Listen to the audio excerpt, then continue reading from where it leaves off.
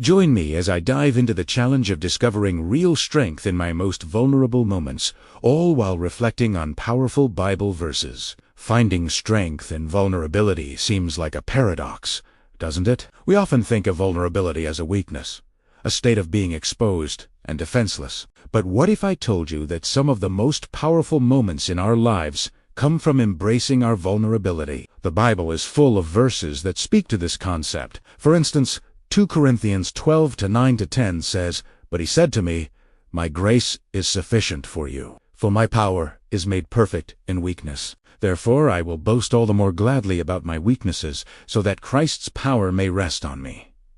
Many of us struggle with the idea that vulnerability is a weakness. We've been conditioned to believe that showing emotions or admitting our fears and doubts makes us appear fragile or unstable. But this misconception can lead to a life of suppressed emotions and unrealized potential. When we try to hide our vulnerabilities, we can feel isolated and alone, like we're carrying the weight of our struggles by ourselves. This can lead to feelings of anxiety, depression, and disconnection from others. The fear of vulnerability can also hold us back from forming deep and meaningful relationships. When we're afraid to be open and honest, we can come across as aloof or distant, making it difficult for others to connect with us on a genuine level. And when we're faced with challenges or setbacks, our lack of vulnerability can make it harder to ask for help or seek support. We might feel like we're failing or that we're not good enough. But what if we were to flip this script? What if we were to view vulnerability as a strength rather than a weakness? What if we were to see it as an opportunity to connect with others,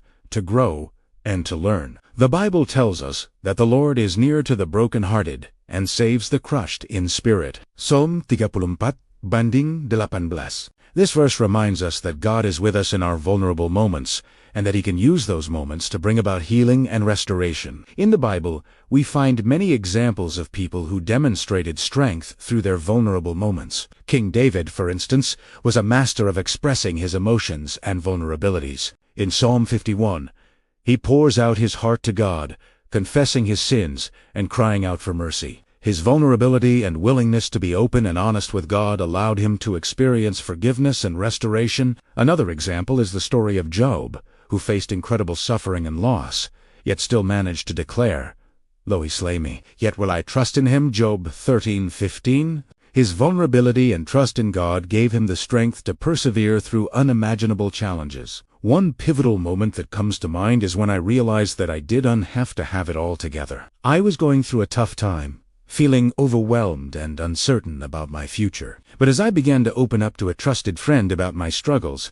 I felt a weight lift off my shoulders. It was as if I had been carrying this burden by myself for so long, and finally, I had someone to share it with. That moment of vulnerability allowed me to experience the strength of connection and community. As I look back on that experience, I realized that it was a turning point for me. It taught me that vulnerability is not a weakness, but a strength. It showed me that when I'm willing to be open and honest, I can experience healing, growth, and connection. And it reminded me that I'm not alone in my struggles, that there are others who care about me and want to help. In conclusion, finding strength in vulnerability is a powerful concept that can transform our lives. It's about embracing our weaknesses and imperfections, and trusting that God can use them to bring about growth and transformation. As we reflect on Bible verses like 2 Corinthians 12:9 and Psalm 51, we're reminded that vulnerability is not a weakness, but a strength that can lead to profound growth and connection. If you've been impacted by this message,